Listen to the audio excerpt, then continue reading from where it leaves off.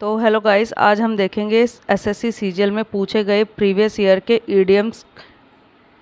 आज हम 30 ईडियम्स करेंगे। उससे पहले चैनल को सब्सक्राइब कर दीजिए, वीडियो पसंद आए लाइक कीजिए, शेयर कीजिए। तो सबसे पहला हमारा ईडियम है a bite at the cherry. तो a bite at the cherry idiom का मतलब होता है एन अटेम्प्ट और अपॉर्चुनिटी टू डू समथिंग, कि कोई एक आपको अटैम्प्ट मिला है, आपको अपॉर्चुनिटी मिली है कि आप ये काम करो। स्पेशली अगर आपका एक प्रीवियस अटैम्प्ट ऑलरेडी फेल हो चुका है, उसके बाद जो आपको अपॉर्चुनिटी मिलती है उसको कहते हैं a bite at the cherry. ठीक है। नेक्स्ट है हमारा नो स्प्रिंग चिकन। इसका मतलब है नो लॉन्गर यंग, जो कोई यंग नहीं रहा है अब। नेक्स्ट हमारा ईडियम है ऑन द बॉल। देखो, ऑन द बॉल पढ़ के पता लग रहा है कि कोई चीज़ क्विकली करना, कोई काम जल्दी से करना, डूइंग अ जॉब क्विकली, या फिर अलर्ट रहना। ओके। तो ऑन द बॉल ईडियम का क्या मतलब है कि कोई काम जल्दी करना या अलर्ट रहना। नेक्स्ट है हमारा बर्न योर ब्रिजेस। तो इसका मतलब होता है to eliminate the possibility of returns और रिट्रीट। मतलब कि अगर आपके किसी के साथ लड़ाई हो गई है किसी सिचुएशन में, ऐसे में तो वापस जाने की कोई पॉसिबिलिटी नहीं है, तो उसका मतलब क्या होता है बर्न योर ब्रिजेस। कि जैसे कोई आपका पार्टनर है, कोई आपका दोस्त है, उससे आपकी ऐसी लड़ाई हो गई कि आप उसके पास वापस नहीं जा सकते। For example, after the dispute with his partner he burned his bridges with the company, leaving no option for reconciliation. Understood. Next है हमारा ऑन द हॉरिजन। इसका मतलब कि कोई जो काम है, कोई इवेंट है, वो जल्दी ही होने वाला है। Event date is likely to happen soon. कोई भी इवेंट हो सकता है, कोई एग्ज़ाम हो सकता है, कोई मीटिंग हो सकती है, कोई शादी ब्याह हो सकता है, कुछ भी, कोई भी इवेंट हो सकता है जो जल्दी होने वाला हो। On the horizon. Next idiom है पेल मेल। पेल मेल का मतलब होता है कन्फ्यूज़न होना, किसी चीज़ के से रिलेटेड बहुत ज़्यादा कन्फ्यूज़न हो जाना, ग्रेट कन्फ्यूज़न। पेल मेल का क्या मतलब है? Great confusion. नेक्स्ट है हमारा idiom a beast of burden, जिसके ऊपर बहुत ज़्यादा बर्डन लाद दिया हो। एक इसका मतलब होता है an animal that carries luggage. वो जानवर जो लगेज कैरी करता है किसी के लिए और लेके जाता है, जैसे बैल हो गए, घोड़े हो गए, गधे हो गए, तो इनके ऊपर सामान लाद दिया जाता है ना, और ये सामान लेके जाते हैं। तो ये वही है an animal that carries luggage. A beast of burden idiom है, उसका मतलब क्या है? An animal that carries luggage. उसके बाद नेक्स्ट है हमारा क्रॉस आउट। क्रॉस आउट का मतलब एलिमिनेट करना, निकाल देना उसे, ये सिंपल है। नेक्स्ट है हमारा bite off more than one can chew. मतलब गुटके ज़्यादा मरना चबाने से। तो इसका मतलब है to take on more than one can handle. इसका मतलब है किसी इंसान को इतना काम पकड़ा दो या इतनी उसको रिस्पॉन्सिबिलिटी दे दो जितनी वो हैंडल नहीं कर सकता, उससे भी कहीं ज़्यादा। तो वो होता है bite off more than one can chew. मतलब उसे बहुत ज़्यादा काम दे दिया जितना वो हैंडल नहीं कर सकता है। नेक्स्ट है हमारा पिग इन अ पोक। पिग इन अ पोक का मतलब होता है बोट विदाउट प्रॉपर एग्जामिनेशन। मतलब कोई सामान आपने खरीद लिया, उसको प्रॉपर एग्जामिन नहीं किया कि कैसा है कैसा नहीं है, या कोई आपने सामान एक्सेप्ट कर लिया, किसी ने दिया है और वो ऐसा है जिसकी कोई खास वैल्यू भी नहीं है, या उसकी जो वैल्यू एक्सपेक्ट की जा रही थी उससे कम है उसकी वैल्यू, ऐसा कोई सामान। तो पिग इन अ पोक, boat without proper examination. Next है हमारा to pass the buck.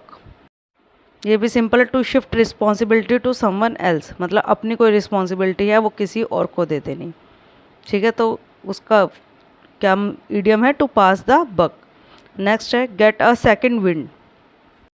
Gate a second wing का मतलब है हैव रिन्यूड एनर्जी। मतलब ये है कि जैसे कि आप काम करते करते थक गए हो, कि बहुत लंबे पीरियड के बाद आपने काम किया और थक गए, और उसके बाद फिर से आपने के अंदर एनर्जी है, स्ट्रेंथ है उसी काम को दोबारा करने के लिए।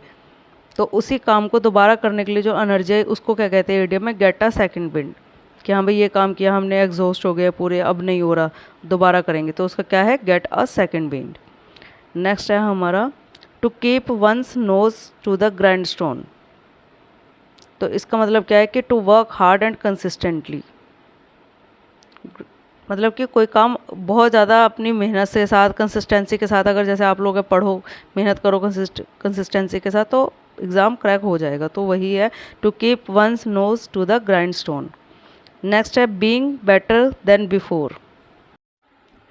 इसका मतलब है रेज द बार। मतलब कि अगर आप कोई काम कर रहे हो और वो पहले से बेटर कर रहे हो, अच्छा कर रहे हो, पढ़ रहे हो, पहले से अच्छा पढ़ रहे हो, ज़्यादा टाइम दे रहे हो, कंसिस्टेंसी के साथ पढ़ रहे हो, तो वो उसका क्या इडियम होता है, being better before the bar. तो इसका मतलब अपना रेज किया, आपने बार रेज किया। नेक्स्ट है हमारा होल्ड योर हॉर्सेस। तो ये सिंपल है, होल्ड योर हॉर्सेस मतलब पेशेंस रखो, बी पेशेंट, अपने अंदर सहनशीलता रखो, पेशेंट रखो। नेक्स्ट है हमारा slap on the wrist. Wrist पे मारा मतलब एक माइल्ड सी पनिशमेंट देना किसी को भी, तो ये भी सिंपल है। नेक्स्ट है sly as a fox. Fox तो जाने ही क्लेवरनेस के लिए और स्मार्टनेस के लिए है, तो स्लाई एज अ फॉक्स मतलब स्मार्ट एंड क्लेवर, जो इंसान स्मार्ट भी है और क्लेवर भी है। बर्न द मिडनाइट ऑयल, ये भी सिंपल है। Work late into the night, मतलब जो रात को देर तक काम करने वाला इंसान, वो उसको क्या कहते हैं, बर्न द मिडनाइट ऑयल। जैसे कि आप लोग पढ़ रहे हो, प्रिपरेशन कर रहे हो, तो काफ़ी बच्चे ऐसे होते हैं जो रात को जाग के पढ़ते हैं। है सुबह पढ़ना ज़्यादा अच्छा होता है, पर कई रात को भी जाके पढ़ते हैं, तो वो क्या कर रहे हैं, burn the midnight oil. Next है हमारा स्वेट ऑफ हिज ब्रो, जो आईब्रो होती है ना उसका स्वेट। तो इसका क्या मतलब है, हार्ड वर्क। कोई इंसान इतना ज़्यादा हार्ड वर्क कर रहा है कि हाँ उसको स्वेटिंग हो रही है, इस तरह से याद रखो। तो स्वेट ऑफ हिज ब्रो मतलब हार्ड वर्क करने वाला इंसान। नेक्स्ट है टू अ टू, मतलब पॉइंट, बिल्कुल पॉइंट टू पॉइंट। तो इसका मतलब क्या होता है, एग्जैक्टली जैसा कहा वैसा ही, बिल्कुल सेम टू सेम। तो उसका क्या है, टू अ टू। तो ठीक है, स्वेट ऑफ हिज ब्रो मतलब हार्ड वर्क करना, to a to means exactly. ये सारे सीजीएल के प्रीवियस ईयर के पूछे गए ईडियम्स हैं, टीसीएस के पूछे हुए ईडियम्स हैं, जो आपको एसएससी सीजीएल के आने वाले 2025 के एग्ज़ाम्स में बहुत ज़्यादा हेल्प करेंगे। चैनल को सब्सक्राइब ज़रूर कर दीजिए। नेक्स्ट क्वेश्चन है टू डॉज अ बुलेट। इसको पढ़ के समझ आ रहा है कि to narrowly avoid a situation, मतलब कि कोई सिचुएशन होने वाली थी, आपको ने बिल्कुल पास से उसको अवॉइड कर दिया। ठीक है, जैसे बुलेट लगने वाले थे, बिल्कुल छू के चली गई, वो हिसाब है। ठीक है, to dodge a bullet, to narrowly avoid a situation. To lay someone by heels, इसका मतलब है to confine somebody in poison. Sorry, यहाँ पे पॉइजन, यहाँ पे प्रिजन होगा, मतलब किसी को जेल में डालना, अरेस्ट कर लेना किसी कारण से, मतलब कोई उसने अगर क्राइम किया तो उसे पकड़ के जेल में डाल देना। तो उसका मतलब है to lay someone by heels, prison होगा, पॉइजन नहीं होगा। नेक्स्ट है टू मीट वंस वाटरलू, इसका मतलब है टू बी बैडली डिफीटेड, किसी से बुरी तरह से हारना, उसको क्या कहते हैं, to meet one's Waterloo. Next है टू द नाइन, मतलब कोई चीज़ बहुत ज़्यादा परफेक्ट तरीके से करना, किसी काम में परफेक्शन होना, उसको हम क्या कहते हैं, टू द नाइन। नेक्स्ट है हमारा टू ट्विडल वंस थंब, इसका मतलब है to be idle. Idle IDLE का मतलब होता है जो इंसान लेजी है या काम नहीं करना चाहता। ठीक है, तो टू ट्विडल वंस था मतलब कोई आलसी इंसान जो काम नहीं करना चाहता या उसके पास कुछ करने को है ही नहीं, तो उसको उसके लिए क्या यूज़ करते हैं, तो ट्विडल वंस थम। नेक्स्ट है toffee nosed, a person who thinks himself of high class, एक इंसान जो अपने आप को बहुत हाई क्लास का समझता है, दूसरों से अच्छा समझता है, दूसरों से बेटर समझता है, उसको क्या कहते हैं, टॉफी नोज्ड।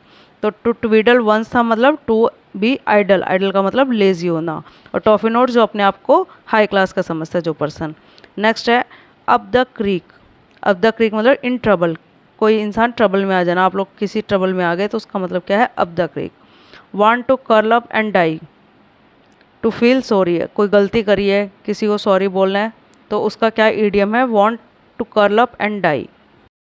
क्या आपने कोई ऐसा काम किया है, you feel extremely embarrassed and sorry about something to someone, तो इसका क्या मतलब है, want to curl up and die. और अप द क्रीक का मतलब क्या है, इन ट्रबल। नेक्स्ट है हमारा to come round, to come round का मतलब है टू बिकम कॉन्शियस अगेन, मतलब आप अनकॉन्शियस थे, अब क्या हो गए, कॉन्शियसनेस में वापस आ गए, या किसी का ओपिनियन चेंज करना,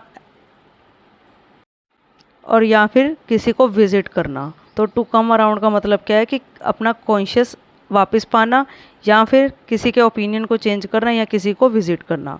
तो इसका क्या मतलब है, इस इडियम का क्या है, to come around.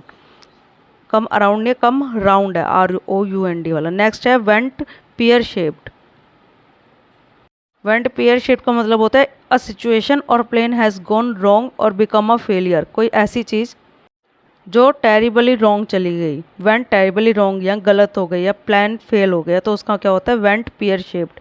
To become around consciousness again पाना, और वेंट पियर शेप्ड कोई चीज़ गलत चली जाना। ठीक है, समझ आए? कमेंट सेक्शन में कीजिए कि कैसा लगा और आपको कितने इनमें से आते थे। Thank you for watching. Subscribe कर दीजिए, लाइक कर दीजिए, शेयर कर दीजिए। Bye bye.